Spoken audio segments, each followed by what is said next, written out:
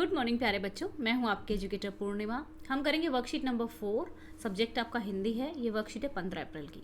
तो चलिए स्टार्ट करते हैं। प्यारे बच्चों, इस बार जो पाठ हम पढ़ने जा रहे हैं उसका नाम है दादी माँ। पिछली कुछ वर्कशीट में हमने कौन सा पाठ पढ़ा था उसको आप कमेंट में मुझे बताओगे कि पिछली जो हमारी पहली 3 वर्कशीट्स थी उसमें हमने कौन सा पाठ पढ़ा था। ठीक है, नाम से ही आप समझ गए होंगे कि लेखक अपनी दादी को याद करते हुए लिखते हैं, पर साथ ही साथ वे अपने बचपन को भी याद करते हुए उससे जुड़ी बातें बताते हैं। आइए जानिए लेखक क्या कहते हैं और इस आधार पर जो प्रश्न पूछे गए हैं उनके उत्तर आप देंगे।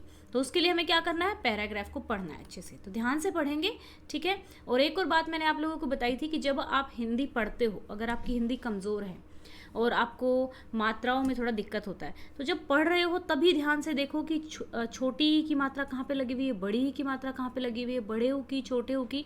तो उससे क्या होगा कि जब जितना ज़्यादा आपकी रीडिंग होगी ऑटोमेटिकली आपकी जो लिखने की प्रैक्टिस है, मतलब लिखने में आपका सुधार आ जाएगा मात्राओं में। तो चलिए, अपने अपने मौसम की अपनी अपनी बातें होती हैं। शार्ट में आम और जामुन, ठीक है। देखो, अगर मैं इसको जामुन ऐसे कर, जामुन हो जाएगा ये। तो जामुन जो जल्दी बोला जाता है तो उस पर वहाँ पे छोटा ऊ आता है, ठीक है। ना मिले तो चिंता नहीं, अगहन में चिवड़ा और गुड़ ना मिले दुख नहीं, चैत के दिनों में लाई के साथ गुड़ की पट्टी ना मिले अफसोस नहीं, कवार के दिनों में इस गंधपूर्ण झाग भरे जल में कूदना तो बड़ा बुरा मालूम होता है। मैं भीतर हुड़क रहा था, 2-1 दिन ही तो कूद सका था, नहा धोकर बीमार हो गया। हल्की बीमारी ना जाने क्यों मुझे अच्छी लगती है। थोड़ा थोड़ा ज्वर हो, सर में साधारण दर्द और खाने के बाद दिन भर नींबू और साबु। लेकिन इस बार ऐसी चीज़ नहीं थी। ज्वर मतलब जो बुखार होता है, जो चढ़ा तो चढ़ता ही चला गया। रज़ाई पर रज़ाई उतरा रात 12 बजे के बाद। चिवड़ा क्या होता है? चिड़वा। हुड़क तड़प होती है। ज्वर बुखार होता है। साबु साबुदाना होता है। तो चलिए इसके क्वेश्चन आंसर्स करेंगे। लेखक ने कौन कौन से हिंदी महीनों की बात की है? बड़ों से पूछकर सभी हिंदी महीनों के नाम लिखिए। तो चलिए यहाँ पे देखेंगे। देखो, आषाढ़ की बात की गई है, चैत की बात की गई है, अगहन की बात की गई है, यहाँ पे क्वार की बात की गई है, ठीक है ना। तो ये लोकल नाम है, इनको इनकी बात की गई है, यहाँ पे इन महीनों की बात की गई है, ठीक है। तो ये हमें लिखने हैं। साथ में आपको क्या करना है, साथ में जो आपके हिंदी महीने होते हैं ना, जैसे कि एक तो ऐसा हो गया जनवरी, फरवरी, मार्च, अप्रैल, ये तो इंग्लिश नाम हो गई। जैसे शार्ड, चैत, महा, वो जिस तरीके से आपकी मम्मी काउंट करती है मोस्ट ऑफ द टाइम, या दादी काउंट करती होंगी, ठीक है ना। तो उन महीनों के हमें नाम लिखने हैं। अगर आपको नहीं आते तो बड़ों से पूछकर आप लिखेंगे। तो चलिए फिर नेक्स्ट में क्या है, गद्यांश में कौन कौन से खाद्य पदार्थों के बारे में बताया गया है। तो बच्चा देखो, हम देखते हैं, पहले पैराग्राफ में जाएंगे क्योंकि हमें पैराग्राफ से आंसर छांटने आने चाहिए, है ना। तो देखो यहाँ पर देखेंगे, नींबू की बात की गई है, साबू की बात की गई है, फिर यहाँ पे गुड़ की बात की गई है, यहाँ पे चिवड़ा की बात की गई है, ठीक है। यहाँ गुड़ की पट्टी की बात की गई है, यहाँ लाई की बात की गई है, ठीक है ना। तो ये बहुत सारी चीज़ों की यहाँ पर बात की गई है जो खाने की, जो हमें वहाँ पर लिखनी है। अब थर्ड क्वेश्चन, इस बार लेखक का ज्वर कब उतरा? लेखक का ज्वर कब उतरा था आपकी बार? तो यहाँ पे देखो, रात 12 बजे के बाद, ठीक है, रात 12 बजे के बाद। ओके, अब नेक्स्ट हमारा क्या है, फोर्थ, आपको यदि ज्वर हो जाए तो कैसा लगता है, आप ज्वर में क्या क्या खाते हैं, लिखिए। देखो, सबका ना ज्वर का अलग अलग ही रहता है। किसी को बहुत ज़्यादा दर्द होता है, मतलब बिल्कुल आंखें नहीं खुलती हैं। किसी किसी को ऐसा होता है कि ठीक है, बुखार है, थोड़ा साथ के साथ हेडेक भी है, मतलब ठीक है चलो, जैसे अभी जो लेखक हैं वो कह रहे हैं कि उनको थोड़ी थोड़ी हल्की बीमारी अच्छी लगती है। तो कई लोगों को ऐसे थोड़ा थोड़ा मीठा मीठा बुखार अच्छा लगता है ना। तो आपको कैसा लगता है, आप परेशान हो जाते हैं, कैसा लगता है, तो वो आप लिख सकते हैं। तो चलिए अब हम क्वेश्चन आंसर्स को देखेंगे कि किस तरीके से आप इनको लिखेंगे। ओके, तो चलो स्टार्ट करते हैं लिखना। देखो, पहला क्या था कि हमें हिंदी महीनों के नाम भी लिखने हैं। बच्चे क्या करोगे, इनको याद भी कर लोगे आप साथ के साथ, ठीक है ना। साथ के साथ याद करोगे तो अच्छा रहेगा। लेखक ने कौन कौन से हिंदी महीनों की बात की है? बड़ों से पूछकर सभी हिंदी महीनों के नाम लिखिए। शार्ड, चैत, कवार आदि महीनों की बात की गई है, ठीक है ना। तो यहाँ पे देखो, जनवरी को हिंदी में ऐसे लिखते हैं महा, ठीक है।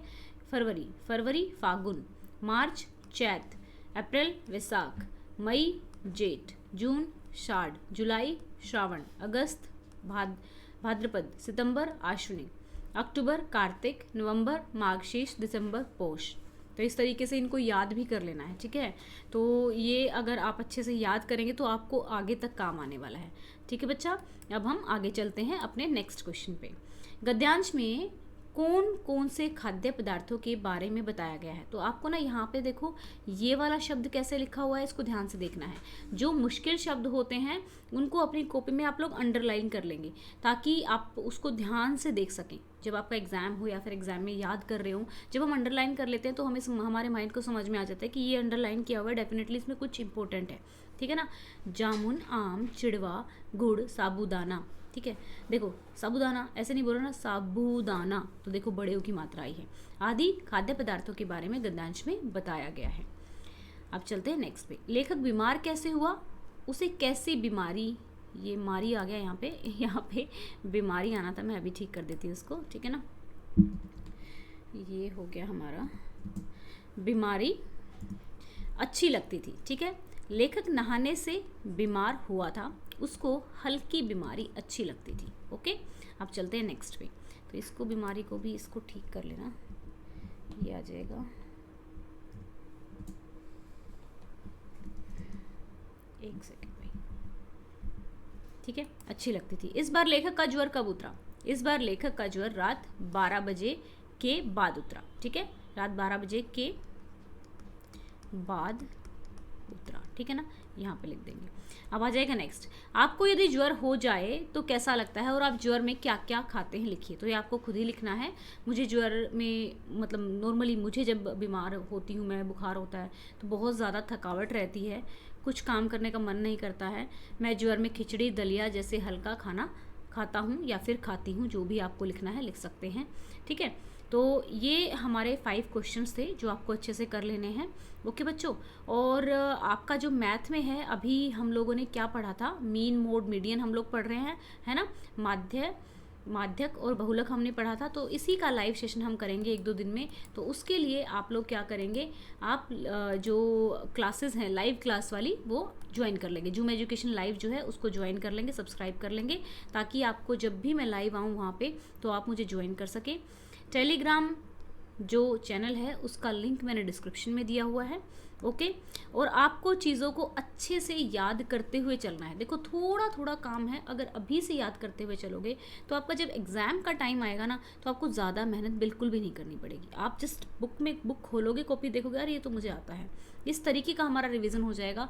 अगर अब आप जो वर्कशीट्स हैं उनको ध्यान एटलीस्ट जब लिख रहे हो ना कॉपी में, तभी लिखते वक्त ऐसा नहीं है कि टीवी देख रहे हो, किसी की बात सुन रहे हो, फटाफट कर रहे हो, लिखते वक्त भी अगर आप ध्यान रखोगे कि मैं क्या लिख रहा हूँ और मैं किस चीज़ का आंसर दे रहा हूँ, एक बार आप आराम से शांति से 5-7 मिनट वीडियो को दोगे तो आपको ये लास्ट में आपकी क्लास में आपको फर्स्ट लेकर आ सकती है, ठीक है बच्चा। अच्छे से पढ़ाई करनी है, चैनल को सब्सक्राइब करना है, ठीक है, क्योंकि आपकी सारी वर्कशीट यहीं पे कराई जाती है, हिंदी और इंग्लिश मीडियम दोनों मीडियम में, ओके। और वीडियो को लाइक करना है, टेलीग्राम चैनल को फॉलो कर लेना। क्यों बोल रही हूँ, क्योंकि आपकी क्लास का नोटिफिकेशन, जैसे कि आज तीनों ही वीडियो देखो 9th क्लास की डल चुकी हैं, तो तीनों के ही उनके नोटिफिकेशन चले गए, अभी आप लोगों के पास नोटिफिकेशन नहीं पहुँचेगा। तो इसीलिए मैं बोल रही हूँ कि टेलीग्राम चैनल को सब्सक्राइब कर लो, सो दैट कि जैसे ही आप वहाँ फॉलो करोगे उसको, तो मैं आपको जैसे ही आपकी क्लास की वीडियो डली है तो मैं आपको भेज सकूँ वहाँ पे, ठीक है बच्चा। आपको ज़्यादा यूट्यूब पे ढूंढनी नहीं पड़ेगी आपकी वर्कशीट। और अगर आपको कोई डाउट है तो आप मुझसे कमेंट करके पूछ सकते हैं, ओके। तो चलिए, आप मुझे क्या बताएंगे, मुझे बताएंगे कि जनवरी को हिंदी में क्या कहते हैं, ठीक है, कमेंट करके लिखेंगे, ओके। अगर आपने वर्कशीट ध्यान से सुनी होगी तो पहले ही क्वेश्चन में दिया हुआ था आंसर, तो आप मुझे ये कमेंट करेंगे, ओके बच्चा। Thank you, have a nice day, may God bless you.